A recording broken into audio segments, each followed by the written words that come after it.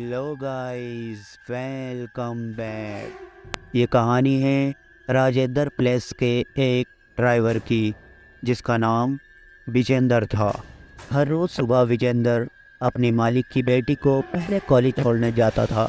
उसके बाद वहाँ से आकर अपने मालिक को ऑफिस छोड़ने जाता था, और शाम के वक्त भी पहले मालिक की बेटी को कॉलेज से लेने जाता था, उसके बाद मालिक को ऑफिस से लेने जाता था। मालिक की बेटी का नाम नेहा था। विजेंद्र खाने पीने का बहुत ज़्यादा शौकीन था, इसलिए हर वक्त वो गाड़ी में अपने साथ कुछ ना कुछ खाने पीने का सामान रखता था, और ड्राइव करते करते भी वो कुछ ना कुछ खाता रहता था। इस वजह से विजेंद्र का मालिक भी विजेंद्र को काफ़ी बार मोटे कह करके बात किया करता था। एक रोज़ की बात है, शाम के वक्त विजेंद्र नेहा को कॉलेज से लेने के लिए उसके कॉलेज के बाहर गाड़ी लेकर खड़ा हुआ था। विजेंद्र उस दिन 1 घंटे पहले ही नेहा को लेने के लिए उसके कॉलेज के बाहर पहुंच गया था। इस वजह से वो गाड़ी के अंदर आराम से खाना पीना खा रहा था और बैठा हुआ था। अब विजेंद्र ने देखा कि उसकी गाड़ी के ठीक सामने से एक औरत चली आ रही है, जिसने लाल कलर की साड़ी पहन रखी थी और उसके सारे बाल बिखरे हुए थे। देखते ही देखते वो औरत उसकी गाड़ी के काफ़ी करीब आ गई और उसने आकर के उसकी गाड़ी के शीशे पर नॉक किया। 2-3 बार खटखटाने के बाद विजेंद्र ने अपनी गाड़ी का शीशा खोल दिया और उससे पूछा कि क्या बात है। इतना पूछते ही विजेंद्र ने जैसे ही उस औरत की शक्ल की तरफ देखा तो उसकी शक्ल बहुत ज़्यादा अजीब सी थी, यानी कि चेहरा बहुत ज़्यादा कहीं कहीं से काला था और कहीं कहीं से जला हुआ सा लग रहा था। फिर वो औरत विजेंद्र से बोली, मेरे पास पैसे नहीं हैं, मुझे वहाँ थोड़ी दूर आगे तक छोड़ दोगे? चाहे तो तुम मेरे से ये ले लो। उस औरत ने अपने हाथ में एक छोटी सी पॉलीथीन ले रखी थी।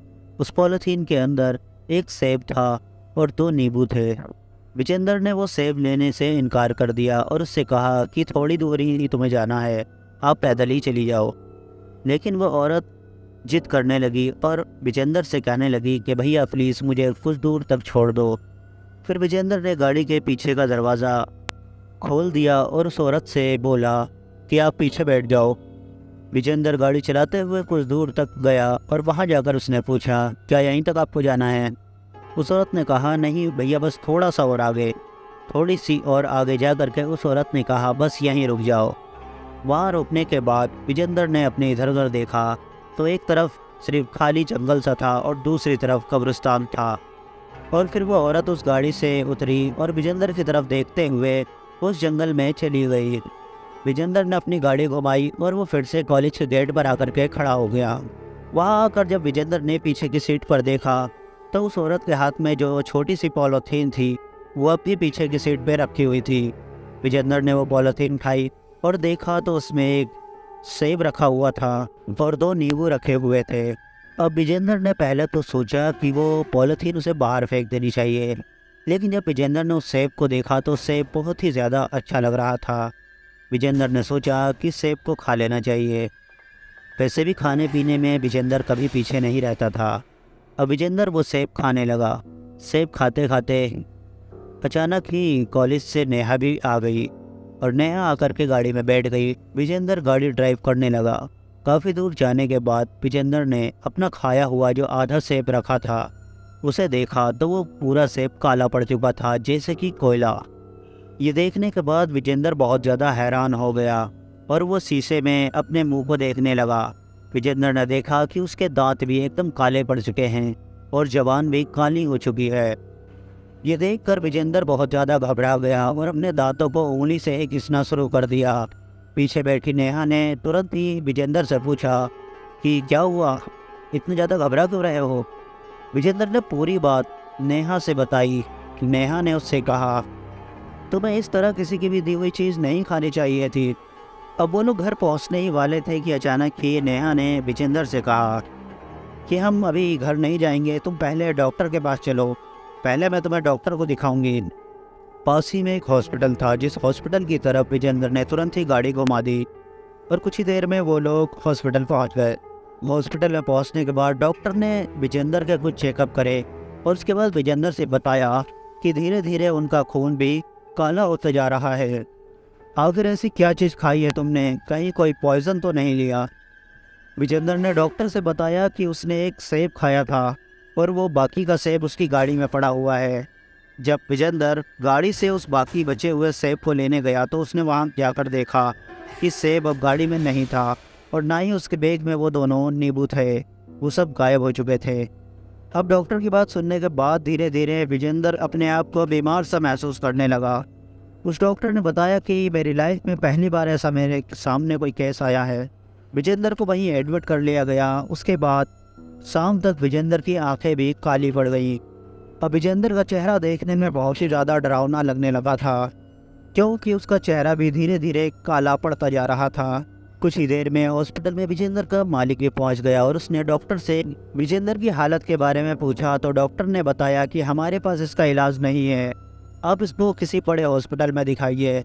विजेंद्र का मालिक बिल्कुल भी भूत प्रेत पर विश्वास नहीं रखता था, लेकिन नेहा के कहने पर वो विजेंद्र को एक तांत्रिक के पास लेकर पहुंच गया। तांत्रिक ने जैसे ही विजेंद्र की हालत को देखा तो तांत्रिक उन लोगों से कहने लगा, इसे यहाँ से लेकर के अभी चले जाओ। ये कहते हुए तांत्रिक उठकर खड़ा हो गया और खुद ही उस जगह से उठ कर के भाग गया। अब विजेंद्र अपने मालिक से कहने लगा, मुझे मेरे घर पहुंचा दो। तो विजेंद्र का मालिक उसे विजेंद्र के घर की तरफ लेकर जाने लगा। आधे रास्ते में पहुंचने के बाद ही विजेंद्र जोर जोर से चिल्ला करके अपने मालिक से कहने लगा, मुझे शमशान घाट जाना है, मुझे शमशान घाट जाना है। ये बातें सुन करके विजेंद्र के मालिक को बहुत ज़्यादा अजीब सा लगा। उसके बाद वो विजेंद्र से कहने लगा कि हम कुछ ही देर में तुम्हारे घर पहुंच जाएंगे, लेकिन विजेंद्र ने रट लगा रखी थी कि उसे शमशान घाट जाना है। फिर कुछ ही देर में वो लोग विजेंद्र के घर पहुंच गए। घर पहुंचते ही विजेंद्र के घर वालों ने जब उसकी हालत देखी तो सब लोग रोने चीखने चिल्लाने लगे, लेकिन विजेंद्र अपने घर में नहीं रुका। वो पैदल ही घर से बाहर की तरफ निकल गया। विजेंद्र का मालिक और उसके घर वाले विजेंद्र के पीछे पीछे चल रहे थे और उससे रोकने की कोशिश कर रहे थे, लेकिन वो नहीं रुक रहा था। और बाकी सड़क पर दिखने वाले सभी लोग विजेंद्र को देखकर बहुत ज़्यादा डर रहे थे, क्योंकि विजेंद्र की शक्ल बहुत ही ज़्यादा खौफनाक नज़र आ रही थी। वो पूरी तरीके से काला पड़ चुका था। विजेंद्र कभी तो हल्के चलता था और कभी दौड़ने लगता था। विजेंद्र के पीछे पीछे लोग आ रहे थे। उन्होंने विजेंद्र को बहुत ज़्यादा रोकने की कोशिश की, लेकिन विजेंद्र किसी के भी काबू में नहीं आ रहा था। और देखते ही देखते लगभग 40 से 45 मिनट तक विजेंद्र पैदल चलता रहा और वो नेहा के कॉलेज के पास पहुंच गया। सभी लोग बहुत ही ज़्यादा परेशान हो चुके थे और उस नेहा के कॉलेज से आगे निकल करके जिस जगह वो औरत उस जंगल में घुस गई थी, विजेंद्र भी उसी तरफ जंगल में घुस गया। जंगल में घुसते ही विजेंद्र ने ज़ोरों से दौड़ लगा दी और लोगों को नज़र नहीं आ रहा था।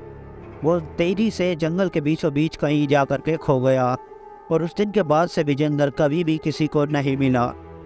उन लोगों के बाद पुलिस ने भी विजेंद्र को बहुत ज़्यादा ढूंढने की कोशिश की, लेकिन कभी भी विजेंद्र का कुछ भी नहीं पता चला। आखिर विजेंद्र कहाँ गया और विजेंद्र एक रहस्य बनकर रह गया। और ये कहानी यहीं समाप्त हो जाती है। Thanks for watching, bye bye.